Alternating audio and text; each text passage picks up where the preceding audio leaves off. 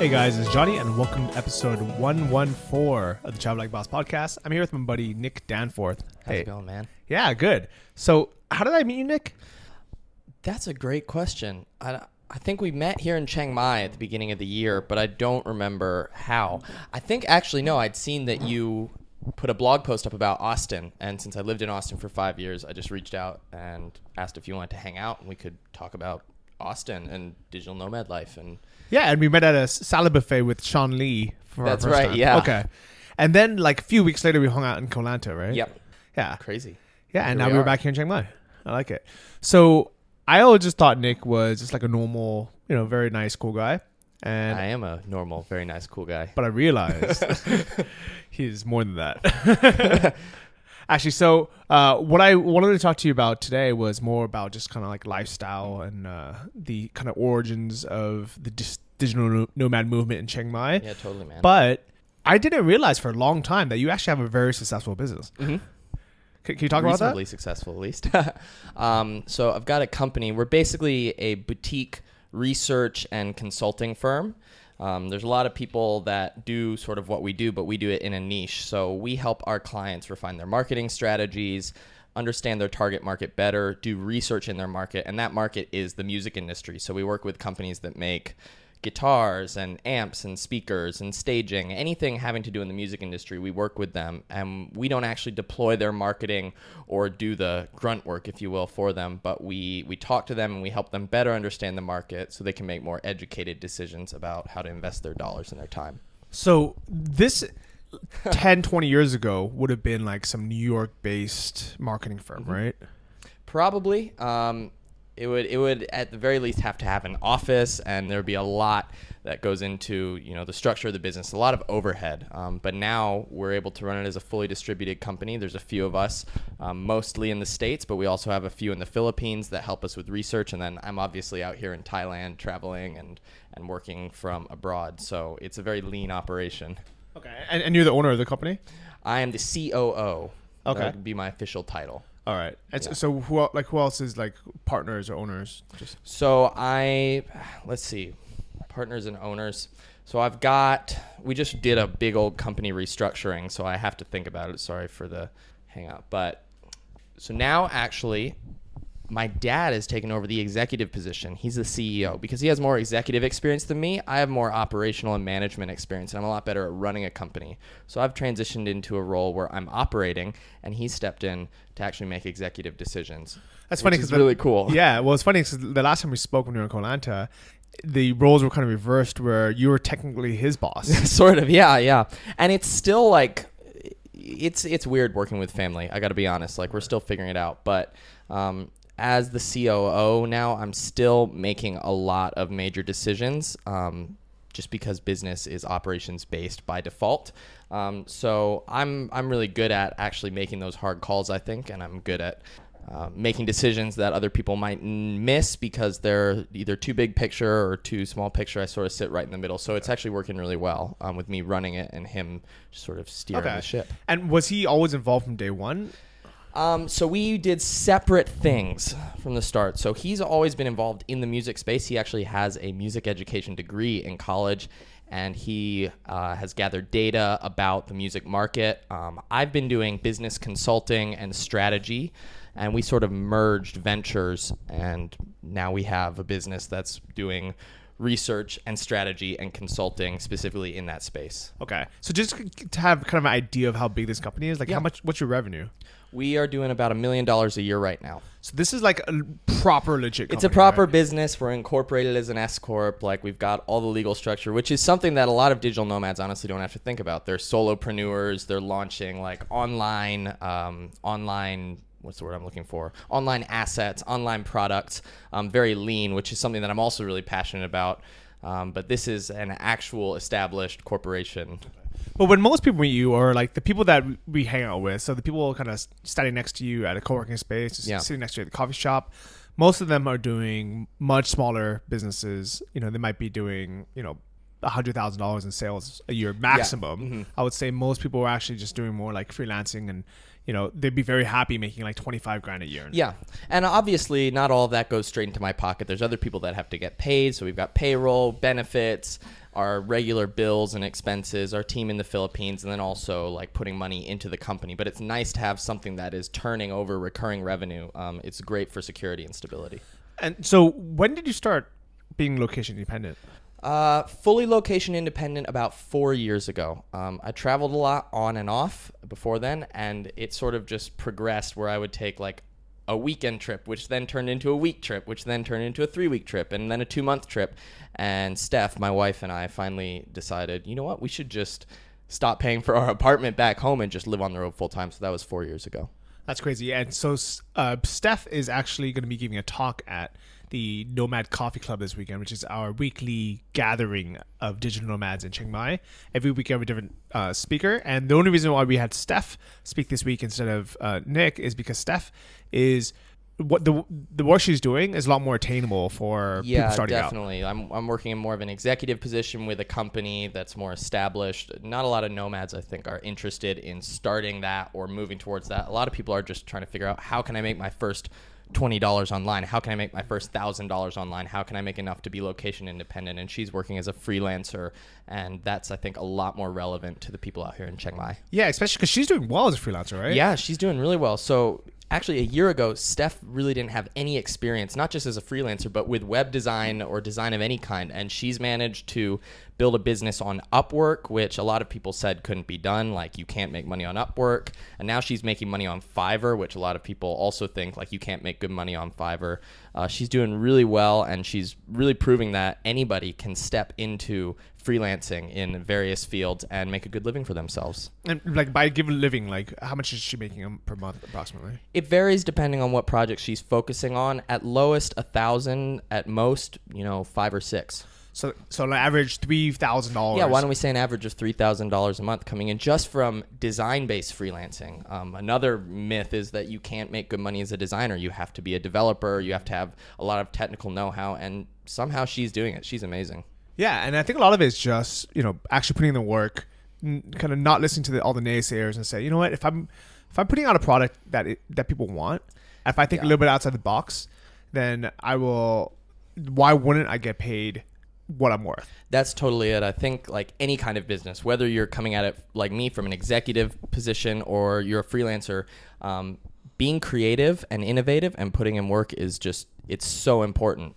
Because everybody will tell you, like, oh, you can't make money doing this. This is not a viable business. There's money in everything. I think the more you're involved in business, whether it's for yourself or with a company, you realize that you can pretty much make money doing anything. You just have to figure out the right angle to attack it and then put in the time. And that's what she's done, and she's doing really well. I like it. So both of you guys are actually pretty young, right? How old are you? Yeah, I'm 24, and Steph is 23. Wow, that's crazy. Yeah. And you guys are married. I know. And you're running right? $1 million really company.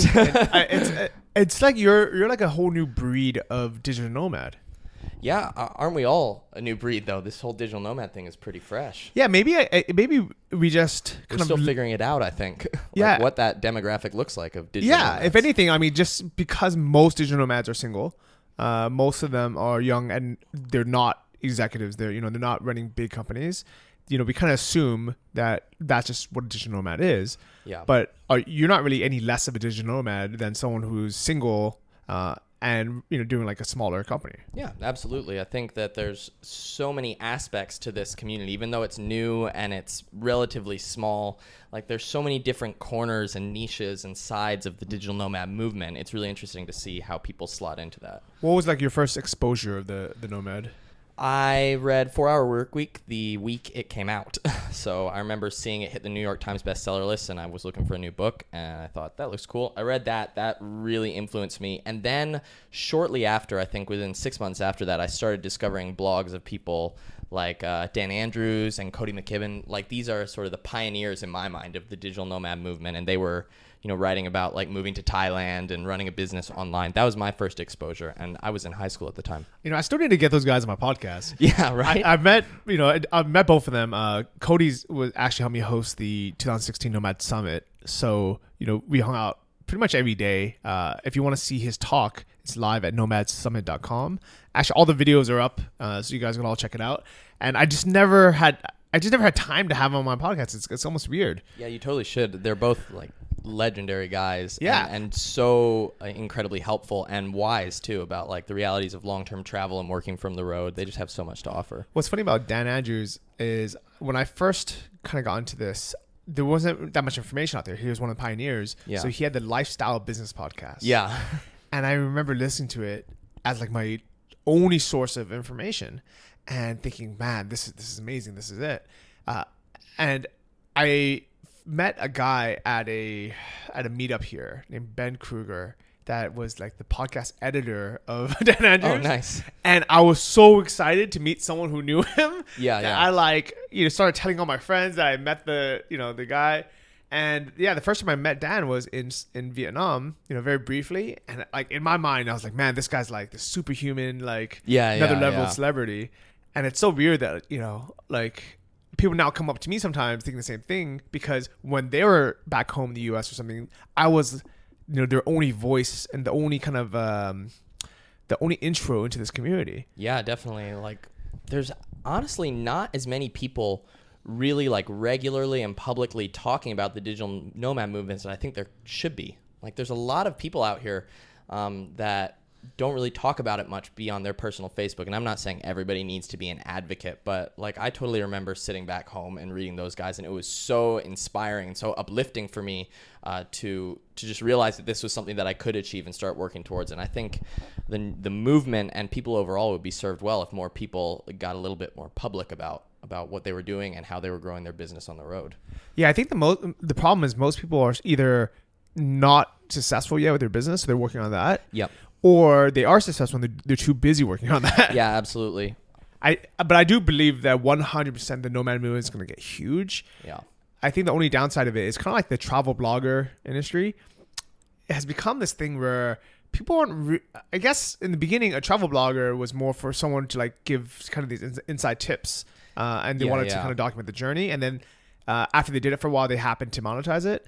Now I think a lot of people are starting out as a travel blogger, so they make zero money, but they have to travel because they have to write these articles.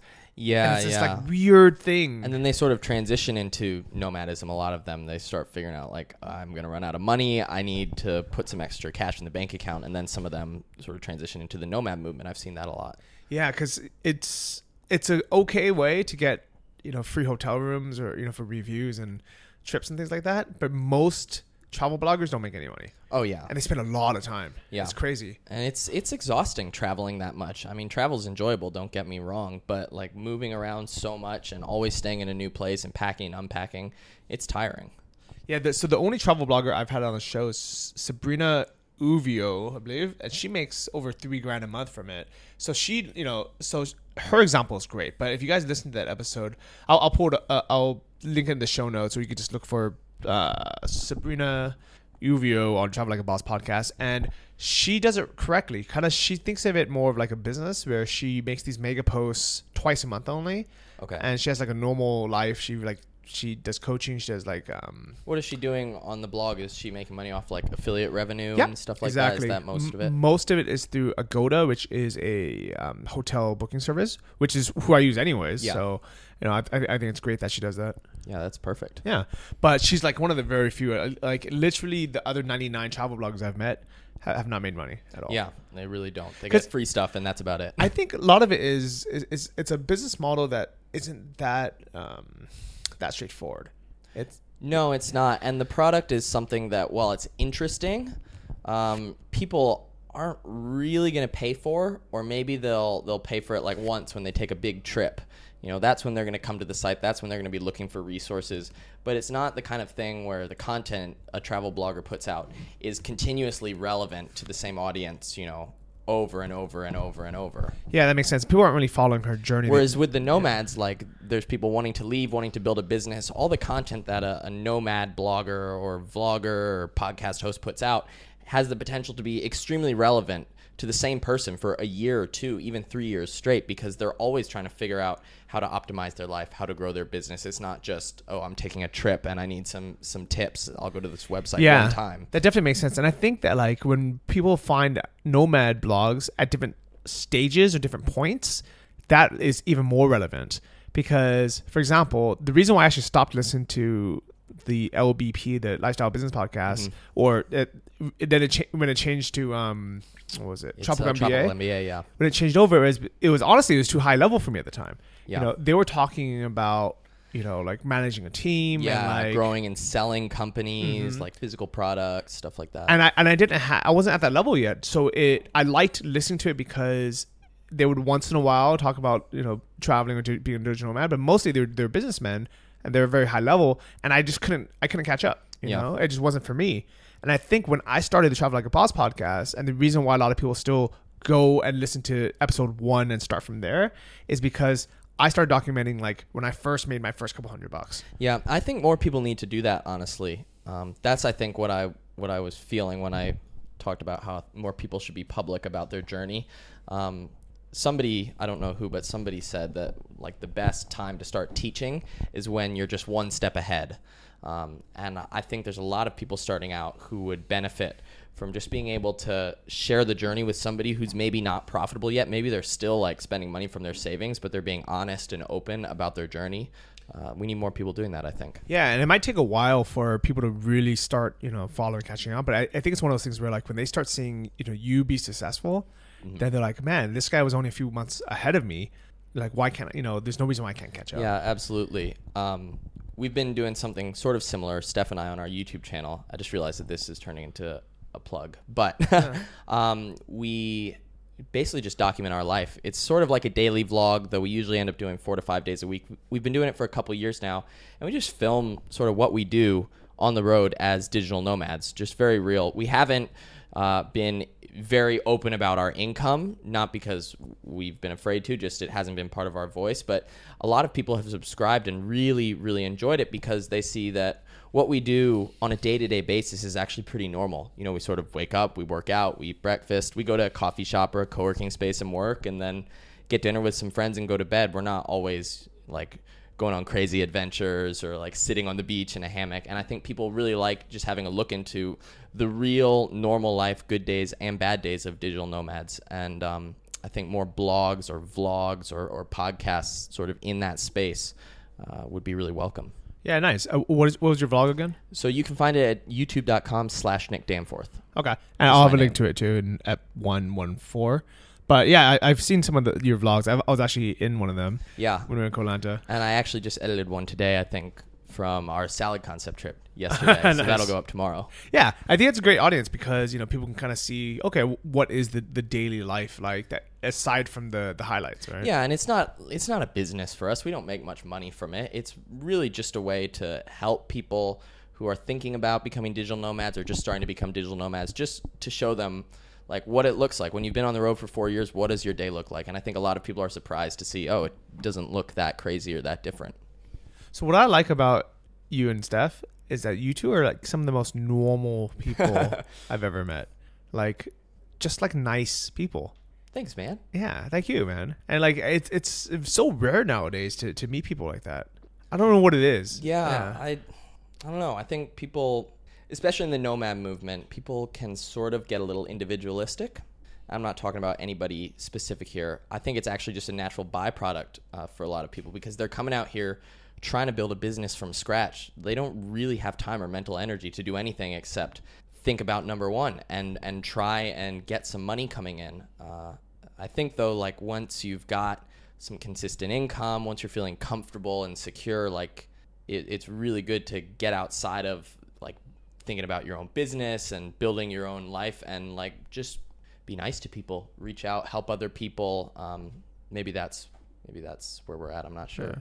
So can you tell me a little background? Like, where were you born? Where'd you grow up? Where'd you meet Steph? When did you get married? Yeah. So I was born in Chicago, USA. When I was really young, like 3 or 4 years old, my family moved to Colorado. I spent my whole childhood there, right at the foot of the Rocky Mountains.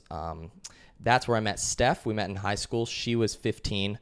I was 16, and we started dating shortly after we met. And that was a great time of life. We would just like go hiking in the mountains and enjoy all the beautiful Colorado wilderness. When I was 18, though, I decided to move to Austin, Texas, up and coming city. Steph was still finishing high school, though. I had dropped out, actually. and I wasn't planning on going to college. I was like, well, I'm going to move to Austin. I had some friends down there. I wanted to go hang out with them. So we dated long distance for 11 months while she was finishing up high school in Colorado. And then once she finished up, she moved down to Austin to be with me. We got married, I think a year and a half later. We sort of realized, okay, we've already like moved across the country for each other. Maybe we should just seal the deal. So we got married, and immediately pretty much we started traveling, not as nomads, but taking long extended trips. And then we actually moved into a camper van. We drove around the U.S. for a year, just like seeing national parks and hanging out. And then once we got rid of the camper van, we became full-time international nomads, if you will. And we hopped on a plane and haven't looked back. Yeah, and I love this. Yeah, it's a pretty good story. Yeah, it is. Like very unconventional as well. Yeah, definitely. I think part of that, though, is because the nomad movement was a lot smaller when we started being digital nomads. Sort of the same for you, I think. There wasn't like this well-defined path of like, oh, go to Chiang Mai or go to Berlin and work from a co-working space. Co-working spaces didn't really even exist when we started. So we were just realizing that we could make money and continue to travel by doing different things online. So we sort of forged our own path. So job-wise, like what was that timeline?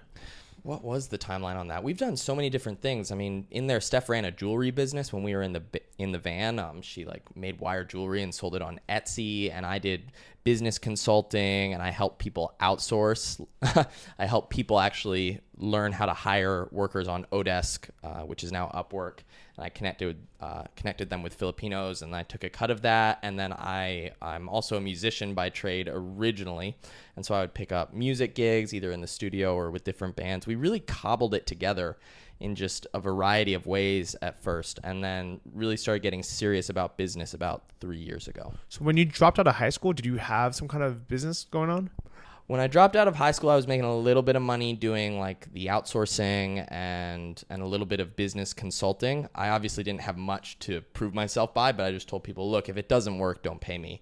But I wasn't really making a full-time income. So I dropped out of high school at age 17, and I was bringing in less than $1,000 a month. I was still living with my parents at the time, but then I decided to move to Austin. So it sort of got really real, and I had to figure out how I was going to make it work. So that's crazy. You were 17, jumped out of high school, decided to move to Austin with no real business. Yeah, not smart. But I'm sure if you're 17 and listening to this, don't drop out of high school and move to Austin. Or do it, because now you can be, this traveling executive. It's crazy. I always tell people kind of, man, this is how I know I'm old, is I'll tell people advice and say like, hey, you should probably stay home, pay off your debts, start working on your business, get at least $1,000 in online income before you come to Thailand. Yeah. And then people were like, but Johnny, I've read your book. You you didn't do that. You just came. And I'm like, well, yeah, but that wasn't the smartest move. But they're like, obviously it worked. Yeah, I think it depends on your personality, how bad you want it, like what you really want in life. And I don't think everybody knows exactly what they want or exactly their temperament when they start this journey. But like, if you work hard and really like put yourself to it, I think you will be successful. But how bad you want it is definitely part of it, and how bad you need it too. So when you got to Austin, what business did you get into? So I continued doing the outsourcing and business consulting, and that's when I started learning how to do sales analysis, which is now a core tenet of the company right now. And what I would do is I would take company sales data and I would analyze it and help them find patterns. And so I did that freelance before segueing into the music industry. Okay. And how would you find those clients? I started on, I was about to say Upwork. I started on Odesk. It was still around. And then I did some word of mouth, and that was it. It was straight reaching out, cold calling sometimes, applying on Odesk, hustle. There's nothing glamorous or easy or magical about it. It was literally just going out and making it happen. Just hustle. I was also living with roommates too, and I was cooking at home a lot, so I didn't need a ton of money. Austin hadn't exploded yet, so it wasn't a really expensive city like it is now. I didn't drive a car. I rode a bike, so my overhead was pretty low, but I did need to make at least like $1,500 a month to sort of be stable. Okay. But I like that. For anyone that doesn't know, Odesk is now Upwork. Yeah. Odesk and Elance were like the two, I guess, like freelancing job boards, and they merged now into one mega beast. Yeah, and I can vouch that from a I guess employer point of view. What happens is we go on, we find someone. If they suck, we're like, okay, we'll find someone else. If they suck, we're like, okay, Upwork sucks, we're not gonna use this anymore. Yeah. But if we find someone good, we basically just keep them and we take them off of Upwork. Yeah. So it's one of those things. A lot of it's timing, a lot of it's luck, but it works. You have to hustle. I mean, it's a lot of work, man. Yeah, definitely. I think there's very few people in business who have been successful who have just gotten lucky or just stumbled into something and suddenly are making money. Like, there's always grind behind it. And you have to be smart too. You have to be smart. You have to apply yourselves in the right way and sort of 80-20 what you do, if any of you know the 80-20 principle that Tim Ferriss talks about in the 4-Hour Work Week. But yeah, it's a lot of work. But here's what drives me crazy is, for the longest time I would hear people say, like, oh, you can't make money on Upwork. You can't make money on freelancing, and they'll give valid reasons, right? Yeah. They'll give excuses like, yeah, the computer gets people from India or people from the Philippines that get paid a lot less, and then Upwork takes a cut out of that, and so you're missing out on that income. And then all these other things, and I think to a lot of people they just listen to it, they're like, okay, yeah, I'm not gonna do it. Yeah, it's not that you can't make money on Upwork; it's that you sort of have to apply yourself a little bit more if you want to. Yeah, you do have to outbid people who are working for $3 or $4 an hour. But that's a great excuse to get better at writing copy and selling yourself and identifying clients that are a good fit for you. It's definitely possible to make money. Like we said earlier, there's money to be had everywhere, and you can really make anything profitable. You just have to figure out the angle that you need to take with it and then go after it. I love that in Chiang Mai, it has grown from being a bunch of people just starting out to a lot of people that are making 6 figures now. Yeah, it's really cool to see how fast that's happened too, because I don't think Chiang Mai has really been a nomad hub, if you will, for that long. I mean, I didn't start hearing about Chiang Mai as a nomad hub until, I don't know, maybe 3 years ago or so. You probably have a better gauge because you've been here for a lot longer consistently, but it hasn't been like on the map for digital nomads for a very long time. There was no map for digital nomads. There wasn't, yeah. I remember whatever Pun Space first opened, which I think was 2013. Okay. That's when Chiang Mai became a hub, because there used to be people, a lot of it, were members of Dan and Andrew's community, the DC. DCers and travel bloggers, basically. People would just travel through, and then they would meet at a coffee shop or work at someone's house. And it wasn't until Pun Space kind of was like this, the place that you can go to even if you didn't know anyone, even if you weren't a member of one of these paid communities like the DC. Yeah. And guys like me start talking about it a lot on my blog, on the podcast, and then the Nomad List. Nomad List really took things to another level. I mean, that's when it really opened up and started becoming a little more mainstream. Yeah, actually, I want to have Peter on the podcast. I met him at Punspace and a few years ago, I think 3 years ago, and he had a YouTube channel where he was basically a DJ, like an EDM DJ. Yeah, I've seen that. And he was doing really well with that too. He had like a lot of subscribers. Well, I mean, he's just a super smart guy. Yeah. He hustles hard, and he works late. He works like from midnight to like 5 a.m. Jeez, man. It's insane. But anyways, so I met him here. I didn't even know he was building all this stuff, and I think at the time he wasn't yet. He was building like some other apps. Yeah, because he did like the 12 startups in 12 months thing, so he was probably working on one of those other startups that didn't really go anywhere. Yeah, and then the Nomad List hit, and Chiang Mai's been consistently top 3, if not number 1, for best place in the world for digital nomads, and that's what really opened the floodgates. Yeah, absolutely. Like, all of a sudden it seemed like the community just doubled, tripled, even quadrupled overnight, like when people started getting on Nomad List. Like, Steph and I were just talking last night about how when we started traveling and working, like, we would go to cities and we would not meet anybody else who was working online. Like, the only people we hung out with would be like bar owners and hostel owners and locals that we met. But it was such a crazy thing to meet somebody else who was making money online. And now we can go to a place like Chiang Mai, and if we wanted to, we could literally go an entire month or 2 months, and our only community and social circle would be other people who are digital nomads. It's absolutely crazy. It's funny how many people out there still are surprised. Like if we meet someone on, like, let's say a tour or something, and we tell them what we do, most people are still really shocked, or they don't actually understand what we do. Yeah, which I've started explaining it to people like it's like I work from home. My home is just on the other side of the world, because I think a lot of people now understand the idea of telecommuting, like, oh, I go into the office 3 days a week and then I work from home the other 2 days a week. A lot of people are doing that.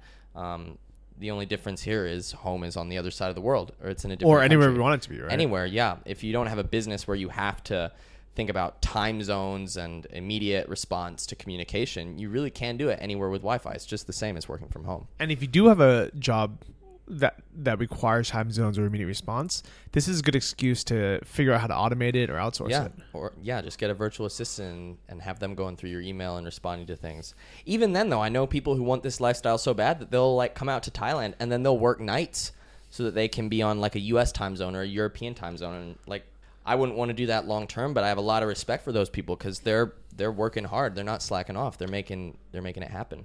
Yeah, I met them too as well. I'm like, I'll see people, that they'll have to work from, like let's say 9 p.m. till 3 a.m.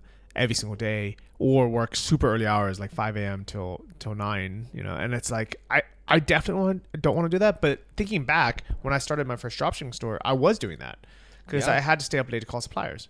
Yeah, definitely. And you were probably your own customer support at the start, I was, too. actually. So you'd have to take calls in the middle of the night from U.S. customers who had questions. Yeah. But that's just part of it. You build a business, and it sucks at times. And just when it gets about too hard to handle, you can automate, you can outsource, you can optimize, or you can even decide I actually don't like this. I'm going to do something else. It's all a big experiment. And then you figure it out somehow. And, you get to a point where you can live the life that you want, and you can have the schedule and the flexibility that you want. I like it. So tell me about your schedule and your life. My schedule and my life. Well, I am a morning person, so I tend to get up around 6 a.m. usually with the sun, and I will sit at home. I'll drink some water. I'll have a cup of coffee. I'll sometimes go outside, have a walk out in the sun, or I'll go have a workout at my condo gym. Write my to-do list, figure out the most important things I need to take care of for the day, and then I'm usually starting work by about 7:30 most mornings, either at the apartment or at a co-working space or at a coffee shop. It really varies. And then I tend to work about 9 to 5. I tend to work normal hours. I mean, I can take off for a day or two if I want. There's no problem there, but I like to keep a normal schedule. I think a lot of people get into digital nomadism with this idea of like, screw the 9 to 5, like I'm never doing that again. And then after doing it for a while, you realize actually my life is a lot better when I just keep to a work schedule and like go to the office, quote. And so that's what I do. I work Monday to Friday, and then I take the weekends off and either just chill with Steph or go on an adventure somewhere. It's actually a lot like normal life. I just do it in different cities every month.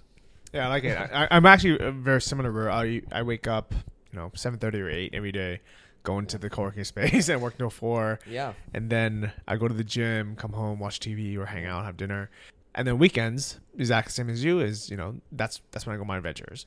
Yeah, absolutely. It's not a bad thing to work on a schedule. It's not a bad thing to get up and go to work in the morning. Like, I think when you're living a life where you have control and you're the one making that call, it's a lot more bearable. Like when you feel like you're out of control and somebody else is dictating your life for you, you sort of begrudgingly go to work and you begrudgingly go to the office. But when it's you working on projects that you're passionate about and building your life for yourself, like I don't find it hard at all to go to work in the morning. I enjoy going to work. Mondays are awesome.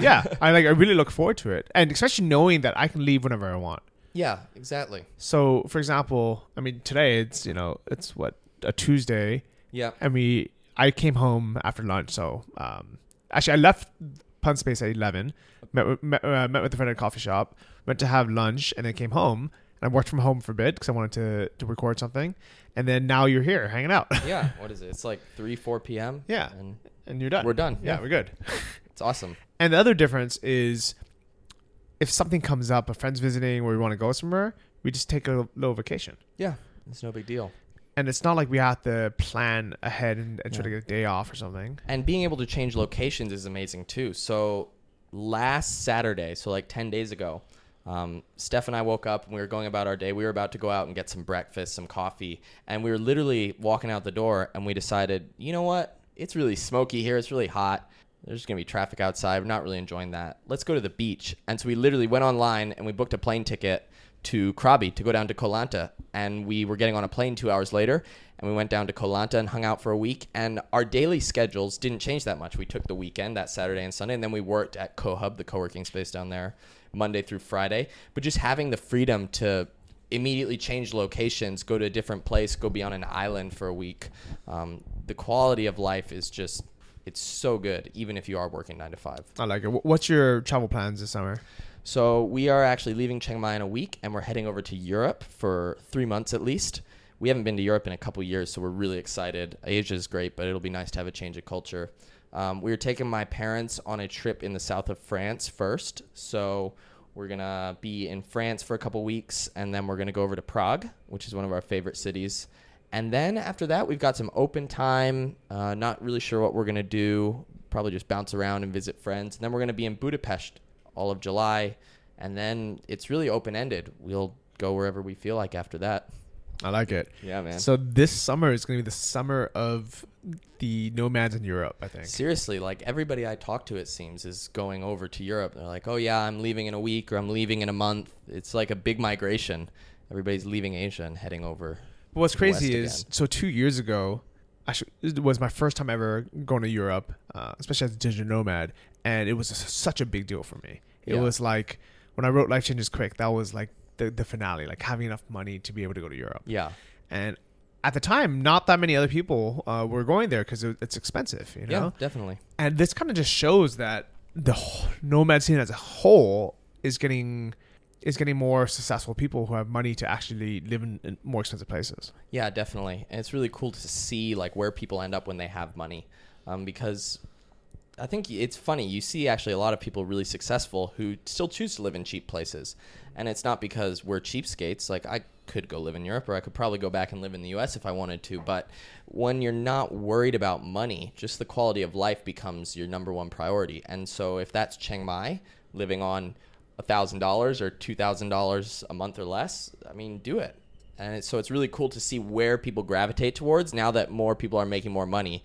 Like, do people stay in Chiang Mai? Do they go to more expensive places? And I think it's about half-half. Some people do, but a lot of people realize, you know what? My life is just so much better here. Even if the cost is low, it's better. I think a lot of people that have a lot of money, they will go to other places and they always come back to Chiang Mai. Yeah. Yeah, it's funny, but I think it's the community, it's the weather, the food, like the lack of friction. It's just so easy. The lack of stress. The lack of stress. You can live a life here where you just worry about the things that are worth you worrying about or worth you thinking about. Like, I don't have to think about laundry. If I don't want to cook, I don't have to think about cooking or cleaning or any of that. I can just work on my businesses. I can hang out with my wife and build our relationship. I can meet new people and help them out. Just that flexibility and lack of friction is so incredible. And it's also there's no pressure of materialism here either. Yeah, definitely. You sort of live in these small apartments or studio rooms even, and nobody really cares what you wear. Everybody's walking around in t-shirts and shorts and flip-flops. And you don't want a car because there's going to be too much traffic. Yeah, and where would you park it? I mean, these roads are so narrow. So Nick has a bicycle that he carries around with him. Yeah, it's a folding bike. If you guys have ever seen one, it folds up to like the size of a carry-on suitcase basically. And Steph has one too. We actually travel with them, so we might go do some cycling in Europe this summer. That could be fun. We are both wearing the official Nomad uniform, which is shorts and a V-neck t-shirt. Yeah, that's how you know that we've made it. I wonder who invented that, or how that became the thing to wear. It's just so easy. It's so comfortable. But like, why is it plain V-neck t-shirts and like solid color shorts? Like, I actually don't know. Maybe we should shake it up. Like, get a new wardrobe. Go like all patterns. I saw a guy in a watermelon jumpsuit the other day. Okay. Yeah, maybe I don't think he was a nomad though. Maybe that could be it. I like it. But so this summer, my plans. I don't know how long I'm gonna stay in Chiang Mai. And it's kind of it's a high quality problem, right? Like, these are the things that we worry about. Big first world problem. So I think I'm gonna stay in Chiang Mai for another month because I love it here. I like just chilling. I enjoy. I like. I'm gonna stay here as long as I'm happy, basically. So I have the option. I can either stay another month, or I can extend my visa for another 30 days and actually stay 2 months. Okay. There's some projects I want to work on here, and all my tons of friends are still here. Yeah. But I think at any moment I get sick of Chiang Mai or everyone leaves and I just want to move on, fly biz class over to Europe. Yep.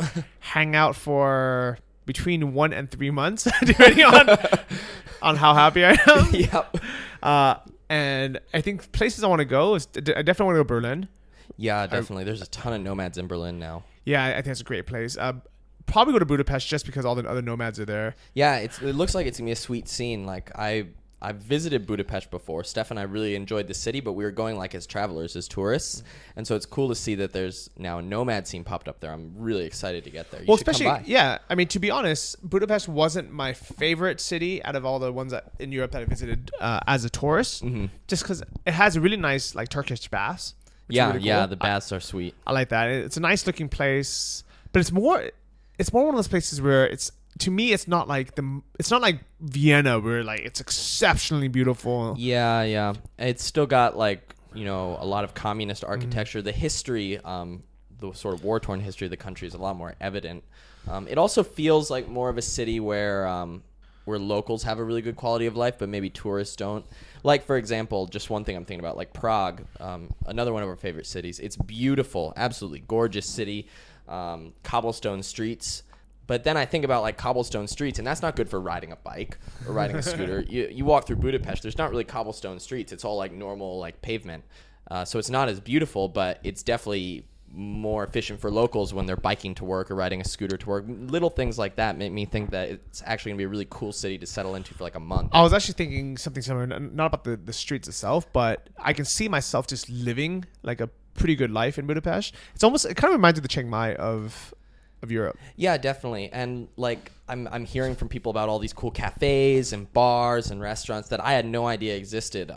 So it's going to be a really fun month of exploring. We're going to be there the whole month of July. Yeah. So it's a lot cheaper as well, which I really like. Yeah, definitely. I did 2 podcast episodes in Europe last summer. I'll have a link to them. But so basically the 4 cities I went to was Budapest, Vienna, Prague, and Berlin. Awesome. And all 4 are amazing. I would say Prague is the most beautiful for tourists. Absolutely. It's one of those places I don't really have a reason to go back unless I wanted to show the place to someone. Yeah. If I want to show how cool it is to my parents, or if if you're dating someone, you're like, I want to take you to these castles, Yeah, yeah. That'd be cool. But there's not really a reason to be there, I think. There's no scene. Yeah, we might have had a different experience because we went and we've actually already spent a couple months in Prague. And when we went, there wasn't really a nomad scene in general, let alone in Prague. So we ended up meeting like business owners and stuff. So we sort of have like a local friend network there that like are doing their own like local businesses, opening cafes and bars. So I think that's part of the appeal for us. It is a gorgeous city to take someone though, for sure. Yeah, I can definitely see that. I want to go to Lisbon in Portugal. Oh, yeah, yeah. Another nomad hotspot that's just popped up in the last 2 years. It's crazy. Just like out of nowhere, right? Yeah. Everyone started talking about that. Like, oh yeah, I want to go to Lisbon. Yeah, same with like Tarifa and the Canary Islands. Okay. Like now there's all these nomads there. It's so fascinating to see how quickly the movement is exploding. And I think the last one in Europe that I really want to I haven't been there, but it's Sofia, Bulgaria. We actually have it on our list for this summer as well. We met somebody actually in Bangkok a couple months ago who's a nomad working from Sofia, and she said it was just absolutely beautiful and we needed to come check it out. And so we're trying to roughly plan an itinerary where we get over there at some point. Okay. And I just looked it up, and it's episodes 44 and 45. It's a 2-part podcast. Episode 44 was Berlin versus Prague, and episode 45 was Vienna versus Budapest. So really excited to kind of relive that, because I went there 2 years ago for the summer, and I wanted to go for 2 or 3 months. That was like the goal. I wanted to spend the whole summer there, but I had just started dating Larissa at the time. Okay. And she had an English teaching job that she couldn't get away from, so she stayed in Chiang Mai. I gotcha. And I was like, okay, like I already had this trip planned. I'm going with my buddy Anton. Like, I'm definitely gonna go. And we had I forgot how long we had started dating for, but we had, it was it was kind of like early in our relationship.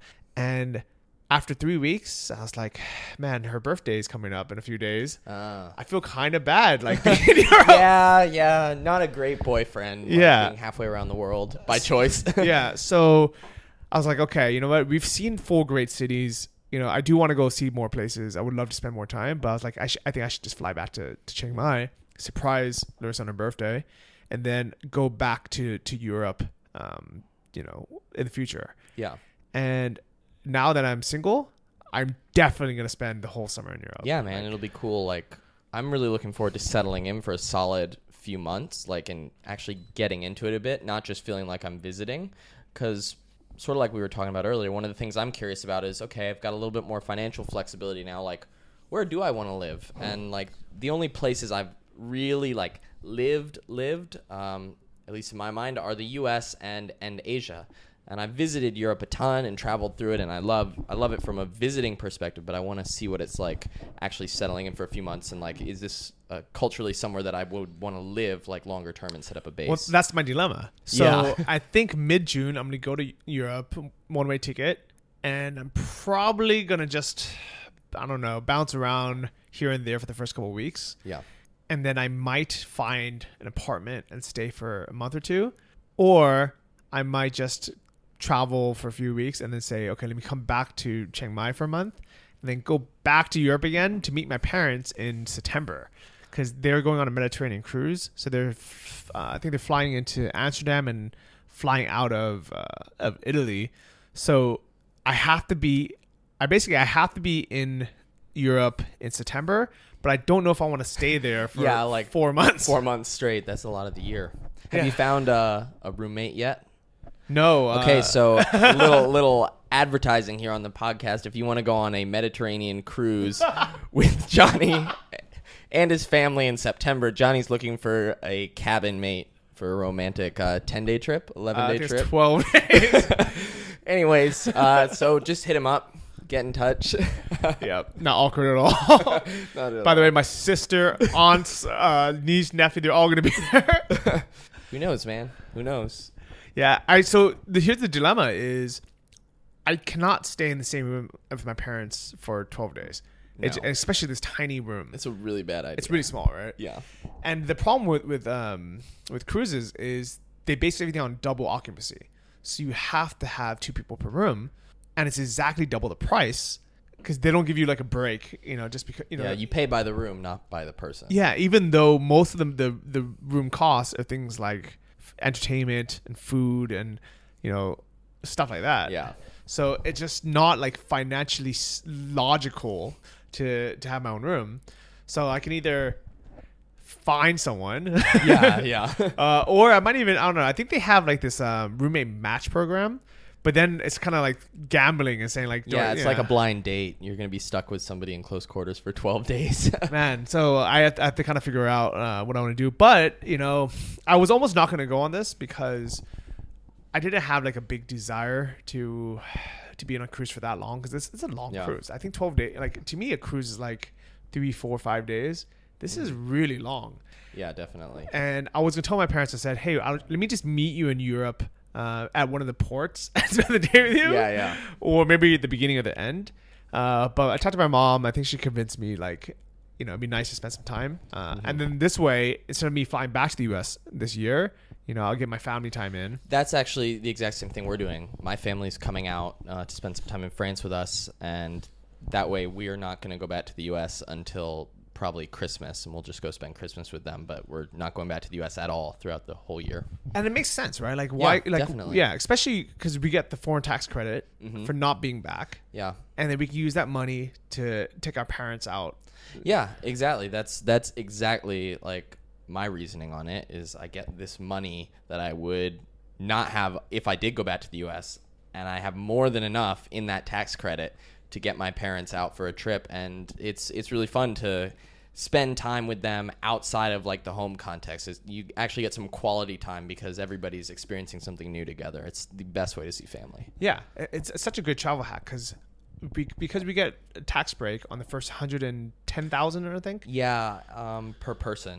So like I think it's so you guys get it on the first 220,000. So first 220,000 is excluded from foreign income tax. That's amazing. Federal income tax. That's incredible. Yeah, it's great. And so for most people, if you're single, that's up to $10,000 in tax savings just for not being back in the U.S. Yeah. So why wouldn't you take you take that money, you could fly your parents to anywhere in the world, including Europe. You can put them up on a 12-day cruise. Yeah. And have like the best family vacation of your life, and it's basically free. Yeah. It's awesome. It's awesome. I'm really excited for it. I haven't seen my parents in almost 6 months, and so to see them next week is going to be amazing. Yeah, good. I'm sure they're proud of you, right? I would hope so. Yeah. No, they are. My parents are incredibly supportive too of Steph and I, like living this adventure and growing in business and getting married young and all that. Yeah. They're absolute rock stars. Have they always been that supportive? Absolutely. They have been. I mean, we had some long talks when I was thinking about dropping out of high school, but they were never angry or malicious about it. I don't know. I guess parents just know best. They sort of have a sense, I think, about their kids. And I think my parents knew that it wasn't the path for me, but they wanted me to like actually process through it and talk through it. And so we did have some long and sometimes tense talks about like me dropping out of school and wanting to get married young and moving to Austin, all that. But they were incredibly supportive and really just helped me process, not I can't even imagine those talks. Like when I was 17, if I told my dad I was not going to go to high school and I was going to move, he would have just told me to get on my knees so he can smack me. Right? I don't know. They're really, really special. I mean, and I'm not saying that just because they're my parents, but they really like treated me like an adult, maybe even before they should have. But they just helped me learn so much about how to make decisions and how to take risks and when to be okay with it and when not. And so even to this day, they're still just really supportive of Steph and I. What were some of the mental calculations that you had before you decided to drop out of high school? Honestly, it was mostly an emotional decision because I just didn't want to be there. I initially thought I would just go to college. You don't technically need a high school diploma to go to college. You can test into college, and I figured, I'm a good learner and I teach myself a lot. I don't really need to be here. So dropping out of high school was pretty much just, I don't want to be here. I can go to college. Then choosing not to go to college was the bigger decision because that was me basically foregoing education. A lot of it came down to money, though. I was confident. I'd already been in business for myself doing random things and starting small entrepreneurial ventures, and I hadn't made a ton, but I had figured out that I could make money if I needed, and I just didn't see the point in paying to go to school and then starting a business and spending the first 5 to 10 years in that business paying off my school debt. I figured, why don't I just go to the school of hard knocks, if you will, and start a business right out of high school. And so I've never had debt of any kind. I mean, I've never even had a car payment, so no student loans too. And so I've started business from a place of complete financial freedom, and that's really a byproduct of deciding not to go to school for me. And that's so smart, and obviously it worked out, and very logical decisions. But how did you even learn this stuff? I mean, were there any books or anything that you read when you're in high school? Yeah, I mean, I read a lot when I was in high school, and a lot of books I read were maybe not specific to a certain skill set, but I read a lot of books that I think are recommended by business owners and entrepreneurs. 4-Hour Workweek was one of them when it came out, and I read books like The Richest Man in Babylon and Think and Grow Rich and How to Win Friends and Influence People, and I sort of developed this, not necessarily a skill set, but a mindset of success and taking control of my life and sort of owning what I did and not letting anybody make those decisions for me. And honestly, that mindset has made the biggest difference for me. But how did you get the mindset to even pick up those books in the first place? I would say being around my dad. My dad has always been in business for himself, either as a musician or as an educator, doing a variety of entrepreneurial things. And so just seeing him build businesses and even have things fail and have to pivot. He worked from home a lot, so I got to experience it firsthand. That really inspired me to go out and learn some of that myself. And so he had some of those books sitting around, and I would just pick them up and read in my spare time. And I've always loved reading. That's something that my parents, I think, instilled in me, that it's really good to read. And so I was always on the hunt for something new to read. And if I didn't have money to go out and buy my own book, I would read one of my dad's books. And that's sort of how I got into reading about business and mindset and success. I like it. I think that's great points. And unfortunately, not all of us have parents who instill that mindset in us. But luckily, we have free information now. We have these podcasts, we have interviews, and we have access to millions of books, online libraries, Kindle, wherever you want to get it. Yeah, absolutely. Life is totally what you make it, I think, is what I realized. Even when I was young and I didn't have money, even before I had a driver's license and was living in my parents' house, the complete opposite of what a lot of people would define as freedom. I didn't have freedom to just get on a plane and go to another country, but I started realizing, and I think it was a really important revelation, that I had the freedom to have a high quality of life wherever I am and whatever I was doing. And sort of learning how to be in touch with that, not trying to sound too hippie or spiritual about it, but just like learning how to experience freedom no matter what I was doing, how much money I was making, is what really led to me, I think, being successful in business and as an entrepreneur and a communicator. I like it. Yeah. By the way, I think we just hit a record. This is the first time ever in the history of podcasts anywhere in the world that a vegan has been on the show for over 55 minutes and has not mentioned his diet once. Yeah, I should have maybe come out of the gates with that. All my success is due to my veganism. No. Where are we going with that? Was that just like an interjection? I just wanted to throw that out there. That So Nick is in a group that I founded called, what's the name of it again? Vegans who aren't assholes and don't suck. Yeah. We have a Facebook group. It's currently me and Steph, and Johnny is the admin. So actually, the reason why we started it was we were hanging out. I was hanging out with Nick and Steph and Sean Lee, and I was like, you know what? There should be more like vegans like you guys. You guys are like the only vegans I've ever met that are like super cool, that aren't preachy about it. You know, they don't treat it like religious or like a cult. Yeah. And I was like, yeah, you know, you guys should all just get together. Like, it must be hard for you guys to meet like non-douchey vegans. Yeah. Well, especially because, man, this could turn into a hate fest if the right people hear this. But there's sort of this online vegan culture that's exploded in the last few years, I think. And it's gotten kind of culty, in my opinion. And I actually went vegan without knowing that there was like vegan YouTubers and vegan bloggers. I went vegan like following like athletes that I admired and stuff. And so I've recently started to learn about this whole community of vegans that, you know, maybe do suck. And it's sort of crazy to me like how militant and angry and religious and preachy some of them are. Like, I don't know. But thanks for accepting me into the Vegans Who Aren't Assholes and Don't Suck group. Yeah. I'm privileged to be a pioneering member. And one of the only members. And one of two. Unfortunately, Sean Lee no longer has a Facebook, so we couldn't add him in. So that's where it kind of died. A very small group. Yeah. If you're interested in joining, you can contact Johnny to apply. You have to show me your YouTube video without being a douche. Yeah, or maybe have a YouTube video where you're not just talking about being a vegan. Yeah. Okay. All right. Good to wrap up this interview. That was a very random tangent. Yeah, good. I mean, but it kind of just shows that you're just such a normal, down to earth guy who happens to be successful. Like you really want people to help people. You want these good things. It's a quality I admire, man. Thanks, and man. that's I why. appreciate that. Yeah, and I appreciate your friendship, man. Yeah, totally. That was a fist bump, which you guys just missed. So it was pretty great, though. All right, but for people at home listening, can you kind of leave them with some actionable tips? Like what are some things that you would recommend for them to get to kind of where we are and as far as like being a digital nomad or just like having success in life? I would say that, like, I think most people listening to this, they want to be location dependent. Yeah. I think it's great that you've shown that you can do it even as an executive with a music marketing company, but just in general. I would say start asking yourself what about the location independent lifestyle appeals to you. Because for some people it is about the travel, and they do want to travel. And for some people, it's actually not about the travel. It's that they want to live in a cool place and have the freedom to work on their own projects. And I think defining that at the start, or at least starting to figure it out, is really important, because there's a lot of people who ultimately they just want to live in a cool place with cool people like Chiang Mai and work on their own projects and have a high quality of life there.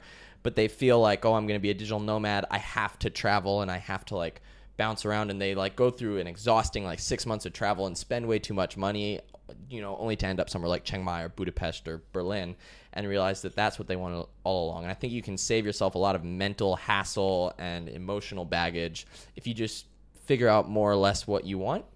And then I would say it's good to have a little bit of money in the bank. So like cut out some coffee, like cancel your Netflix subscription, put $1,000 in the bank. Just the mental freedom of not having to worry like that you're spending every single penny you earn while you're on the road is really good. And then I would say really filter the content that you consume.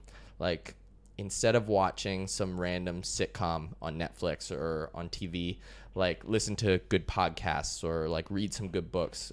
For me, mindset, like I said, was so important to success. And so some of the books that I really recommend are Think and Grow Rich. Richest Man in Babylon is a great financial book. 4-Hour Workweek is like the digital nomad Bible. Read really good, high quality and positive content that sort of pumps you up and gets you excited to take control of your life. That'll make a huge difference. I like it. And if people want to follow you, where can they find you? My handle on pretty much everything is just my name, Nick Danforth. So you can find me on YouTube, youtube.com/Nick Danforth. That is where I'm posting the most content. Those are the almost daily vlogs of our life right now in Chiang Mai, but soon to be in Europe. So go check that out and subscribe.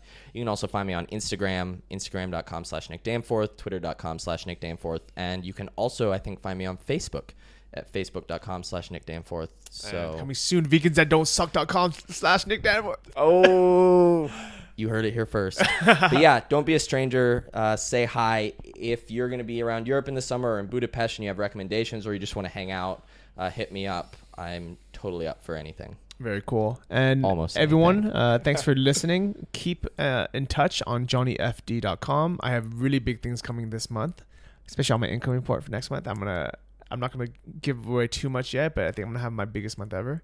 Oh, so nice! Pretty excited about that. Yeah, you can buy me dinner. We will, man. We'll get you some salad.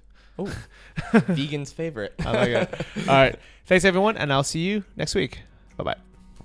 All right, so just before we close out, I wanted to give a big thank you to everyone who has taken the time to leave reviews on the iTunes stores for the Travel Like a Boss podcast. It helps so much to spread the word and get us ranked higher so other people can find the podcast. So big shout to Car Audio Chris, who's been really enjoying the episodes, and he started from the beginning and is on episode 16. So hopefully now he's much higher in the episode count. Coupon Queen is really happy that we provide all the information you need about being a digital nomad and optimizing ad life. She loves the podcast. Hamid, he's really happy about the passion and lifestyle, helping others. He recommends to download some episodes and listen to them at work or whenever, and be prepared to drop your daily 9-to-5 routine and live the life you truly want. So Baba Bui really likes the Madrid of information, that person who is traveling entrepreneur or wants to do so, and she likes the natural and relaxed interactions. And finally, for April, we have Cynthia Rose, who's happy that we generally share our wisdom and the guests are well curated. She's hooked to the Travel Like a Boss podcast. So thank you guys all again, and I look forward to having all of you back on next week for a listen. If you haven't subscribed, please do so. And if you can, please take 2 minutes, go to the iTunes store, Travel Like a Boss, search for that, click on ratings and reviews, and then click write a review. That helps more than you know. Thanks so much, and I'll see everyone next week. Bye-bye. Thank you for listening to the Travel Like a Boss podcast. If you want to hear more, including the bonus How to Choose the Perfect Niche episode, join our mailing list at travellikeabosspodcast.com. See you next week, and remember, if you want to travel like a boss, you need to be your own boss. So start your online business today and start living the lifestyle you've always dreamed of.